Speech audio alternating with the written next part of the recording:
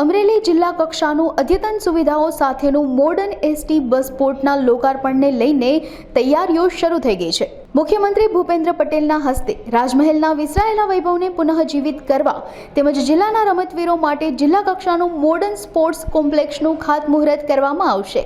અમરેલી જિલ્લા કક્ષાનું modern fire સ્ટેશનનું પણ ખાતમુહૂર્ત કરવા સહિતના ત્રિવિધ કાર્યક્રમો યોજાશે। જિલ્લામાં કુલ 292 કરોડથી વધુ રકમના આ વિવિધ વિકાસના કામોના લોકાર્પણને ખાતમુહૂર્ત અને નવીનીકરણ થશે। જિલ્લા પોલીસ દ્વારા કડક બંદોબસ્ત ગોઠવવામાં આવ્યો છે। અતિ આધુનિક સુવિધાથી બસ સ્ટેન્ડ બનતા અમરેલી શહેરીજનોમાં આનંદની લાગણી જોવા મળી હતી। મારું નામ અલ્તાફભાઈ લારીવાળા અમરેલીમાં રહું છું, બરોબર છે ને।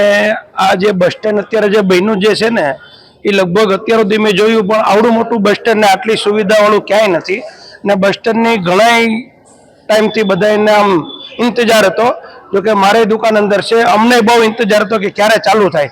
અત્યારે હવે કાલે અમારા આપણા મુખ્યમંત્રી આવે છે ને ઓપનિંગ થાય છે ને બસ સ્ટેન્ડમાં સુવિધા એટલી જોરદાર છે ને બસ સ્ટેન્ડ એટલું જોરદાર બનાવ્યું છે કે લગભગ અમરેલીને જે આ સોનાની લગડી કહેવાય કે બિસ્કિટ કહેવાય એવી ભેટ આપે છે આપણા મુખ્યમંત્રી, બરાબર છે ને। બધા રાજી થાય છે ને અનહદ ખુશી છે બધા। જ્યારે આવતીકાલે અમરેલી જિલ્લાની મુલાકાત કરનાર છે ત્યારે અમરેલી જિલ્લા ખાતે નાગનાથ મંદિર, રાજમહેલ એક્ઝિબિશન તથા એસટી ડેપોના લોકાર્પણ કે જ્યાં સભાનું 2500થી વધારે લોકો ભેગા થનાર છે। અને આ સિવાય પણ જિલ્લામાં સાવરકુંડલા, રાજુલા અને ધારી ખાતે અલગ અલગ કાર્યક્રમો છે, જેની અંદર જિલ્લા પોલીસ દ્વારા 1000થી વધારે પોલીસ, હોમગાર્ડ, જીઆરડી, ટીઆરબીનું તૈનાત કરવામાં આવ્યા છે।